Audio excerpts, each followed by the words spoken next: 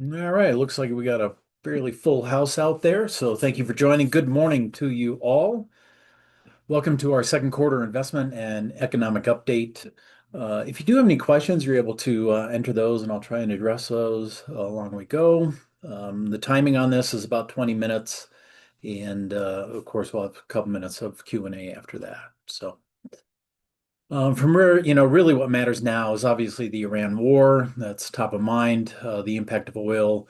I want to talk a little bit about the distribution of wealth within the country and feels there's some concerns and some things that we should think about.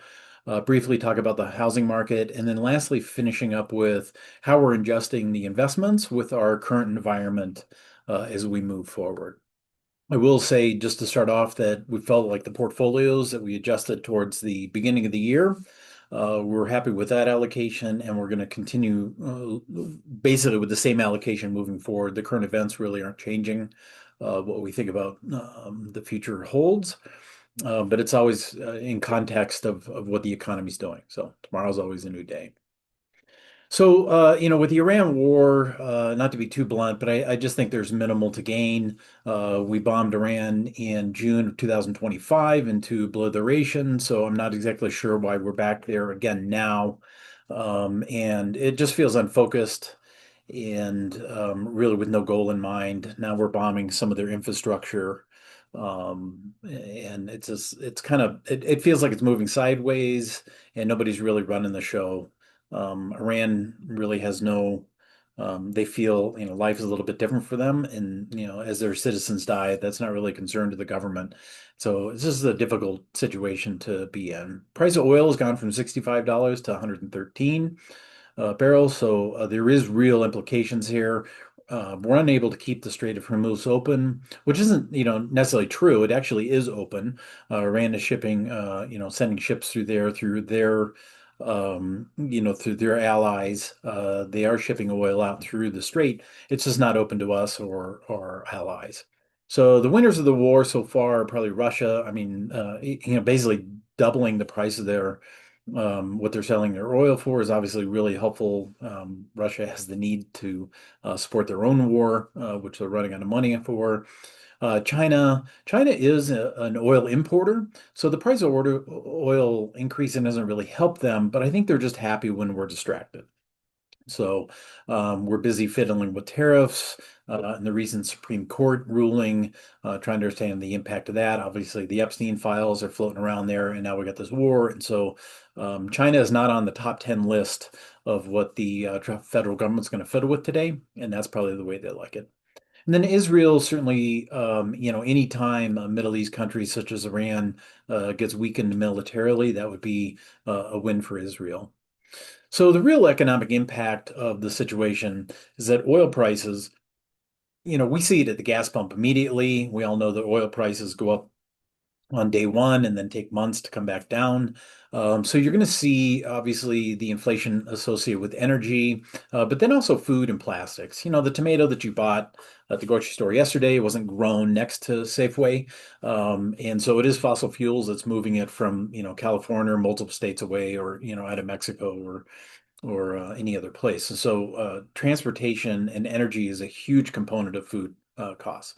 So we should see inflationary pressure on energy, food, and plastics moving forward. And then it just adds to the uncertainty. We're seeing large swings in the market. It actually looks pretty quiet today. I haven't looked at it in 20 minutes or so. But we've seen, six and seven, 800 point swings on a daily basis. It's just not helpful. And then this isn't really tied to the economy, but as a country, I think we need to think about this and start learning some lessons. Um, and really, if you look at Ukraine is really implementing the new blueprint of what warfare looks like. And Ukraine is up against Russia, where they share a border. And Ukraine is doing an amazing job of holding tight, giving up an amazingly small amount of land for the amount of casualties that Russia has um, accepted. And it's done through drones. And so we're just a new dawn that cheap drones are honestly just beating expensive missiles. And so Iran has the capability to keep the Strait of Hormuz closed, and we just don't have the ability to force it open with the missiles and the bombs that we have. And so the drones are kind of ruining the day if you will. So, the price of gallon of gas at the pump is up buck three, up to 3.80 a gallon. For the most people sitting on the call today, it's not a big impact on a day-to-day basis, but a lot of America it is. A couple dollars a gallon is impactful for a lot of our fellow citizens, and so it's not to be taken lightly how the cost will impact them. One of the things that I just want to make sure that everybody understands is that the U.S. is the largest oil producer in the world, and I think we kind of forget that fact from time to time. Russia is number two, Saudi Arabia is number three.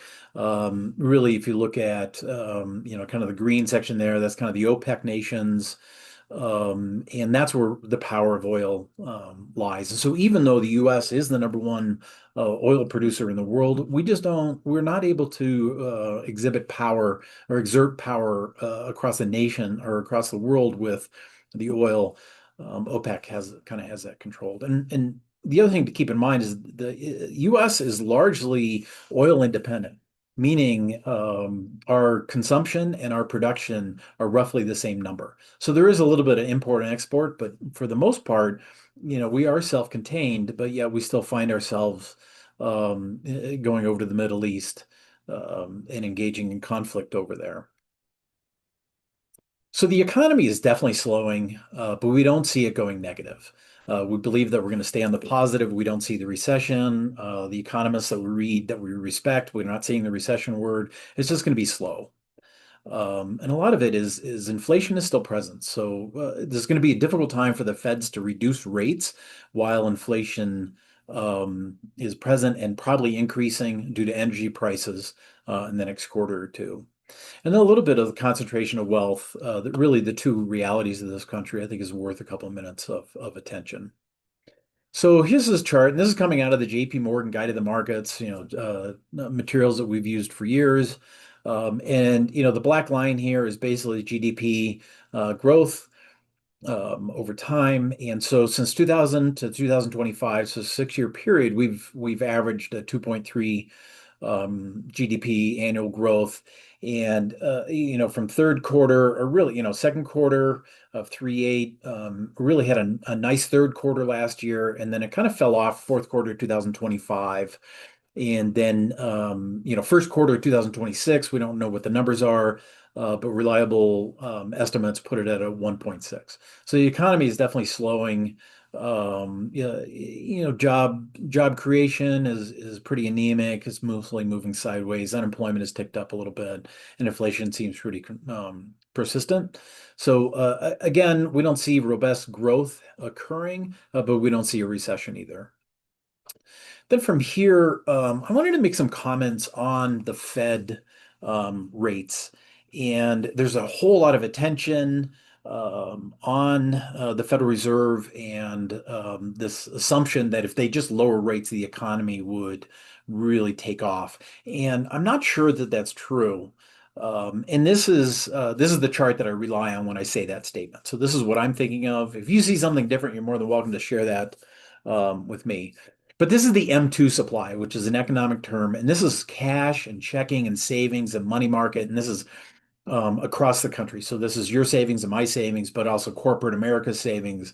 And the point that I'm getting to is that this is in trillions, it's listed in billions, but you're basically talking about currently there is $22.5 trillion of cash sitting on the sidelines. $22.5 trillion of cash sitting on the sidelines. So obviously an all-time high.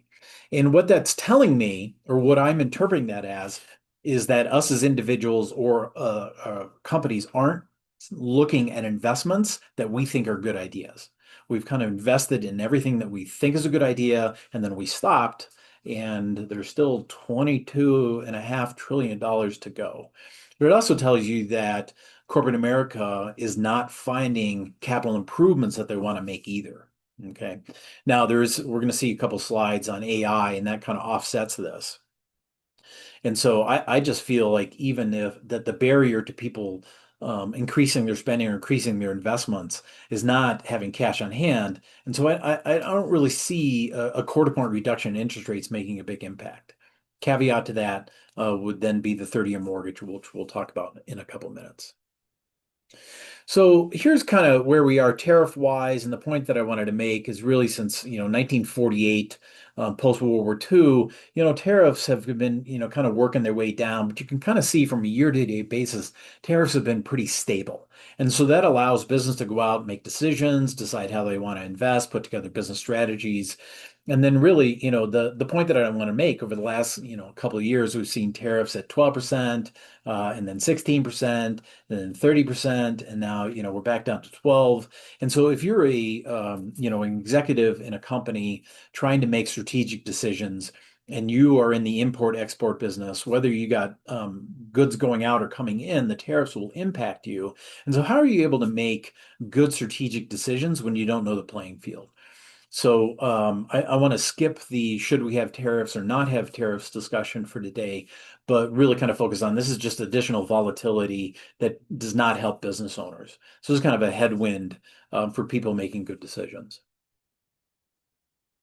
Now, kind of offsetting everything that we've talked about, artificial intelligence, the amount of investment going in there is absolutely impressive and staggering. And on the right-hand side, this is CapEx. So this is capital expenditures. So these guys are buying data centers and servers and hardware to support AI, artificial intelligence moving forward, and estimated for 2026 is literally $664 billion. And so these are not light bets. I mean, the amount of expenditures that are going in to support artificial intelligence is really, truly impressive. That it's an amazing tool and it's absolutely going to change our lives. And the impact that it's going to have on the economy in the next 5 or 10 years is absolutely staggering. And I'm not really sure that we understand how it's going to unfold, but it's going to unfold. And all of our lives are going to change on a day-to-day basis on AI. And these companies are trying to get ahead of it and making massive improvements on that. And so that is driving the economy forward, is the capex out of these hyperscalers. Here on the right-hand side, I just wanted to talk a little bit about corporate earnings. And corporate earnings is the big driver. As corporate earnings go up, the stock market generally goes up. And you kind of see starting here in 2020, here's the pandemic. And so everybody starts in the same spot. And then, as the economy declines during the pandemic, you can see the biggest pain was in Eurozone and Japan. And then everybody started coming out of economic doldrums and recovering. And you see India's kind of led the way. The stock market had a tremendous 2024. And it looks like their earnings should continue to grow, followed by Japan, which is kind of Japan's been asleep for a couple decades now and just struggling with stagflation and really not getting out of the doldrums that they've been in. But Japan is back and growing nicely, followed by the US. And then the Eurozone, I think it's really, it's kind of interesting to see that they grew with everybody else until about 2023, and then they've been flat for the 3 years since then. They are projected to start getting earnings back up. I don't know if that's just kind of some optimistic forecasting or if that's actually going to happen. And then the surpriser to me is that China is basically just moving across and not having growth in their earnings. 2025, China's stock market did go up, but that was more on future. So, this is the piece where I think we would all agree that China's economy is growing faster than the average economy in the world. But it's not really getting reflected in their corporate earnings. And then, lastly, obviously, we need to make the caveat that, numbers out of China always have to be looked at a little bit carefully with accuracy. So whether these numbers are true or not, I can't really tell you that. Um, so earnings, the important part take out of this is the earnings around the world are continuing to grow, and that's going to be positive for our stock investments moving forward. So I want to talk a little bit about the US and what I would consider just a dramatic change that has taken place. Now, I did graduate, I'm 58 today, and I did graduate college in 1991. So this is literally my working career is captured in this chart. And the top 10% of wage earners now are capturing about 47% of all wages. So when you look at the Fortune 500 company, the top 10% earners are basically capturing 47% of all those earnings. And then the bottom 80% is capturing about 37%. And that's the exact opposite of what you would see, back in 1990, where you actually saw, at its peak separation, that the bottom 80% were basically making what the top 10% are making today. And conversely, the top 10% were basically making what the bottom 80% are making today. So it is absolutely completely flipped. And there's just a lot of dynamics with the economy and a lot of things to think about. And I'm thinking of a little bit more of just social unrest and stability moving forward. And now to look at it on the wealth side, and this is really interesting to me, and these are the things that I think about and what are the impacts of it. So the chart's a little bit hard to follow, but the top 1/10 of a percent is this darker green area here. And then the other top 9/10 of a percent is the lighter green. So these two greens added together are actually the top 1% of people owning the wealth. And then if you expand that to the top 10%, it's the two greens and the light blue. And you can see that out of 1,000 people, the top 100 people, the top 10% own 68% of the assets. And the other 900 people own 32% of the assets. So we're extremely top heavy on wealth. And if you look back again to 1990, you can see just how staggeringly, one, amazing how much wealth that we have built in the 35 years that has taken place here, but how much that wealth is concentrated on the top 10%, while the bottom 90% really hasn't grown that much.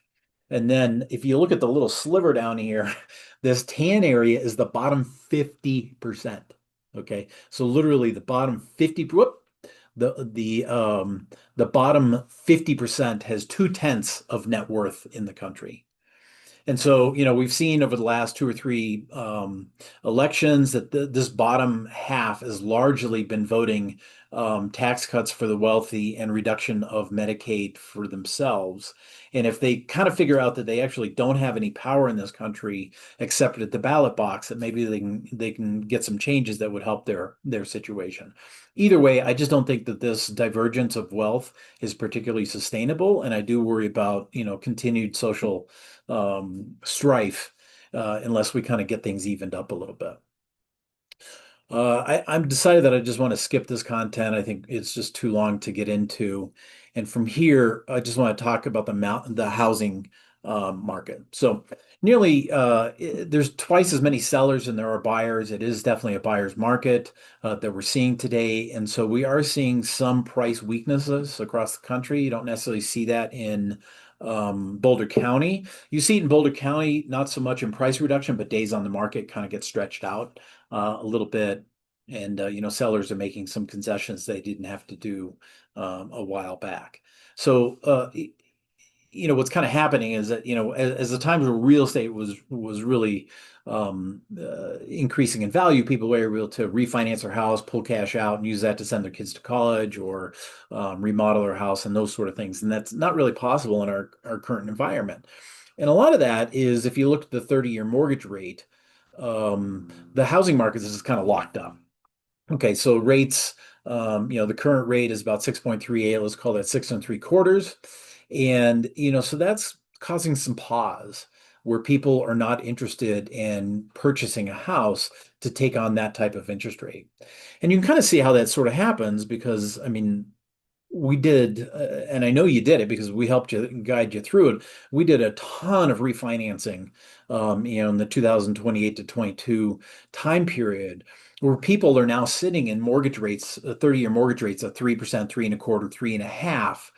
And the concept of owning, $1 million home with a $500,000 mortgage and wanting to downsize, they're actually downsizing from maybe $1 million to $700,000 house, and their mortgage payment is going to be higher or the same as what they're currently facing in their larger house. So structurally, we're bound in here until we kind of refinance out of these lower interest rates through one way or another, just kind of the passage of time that people finally give up the hope for lower interest rates and move forward.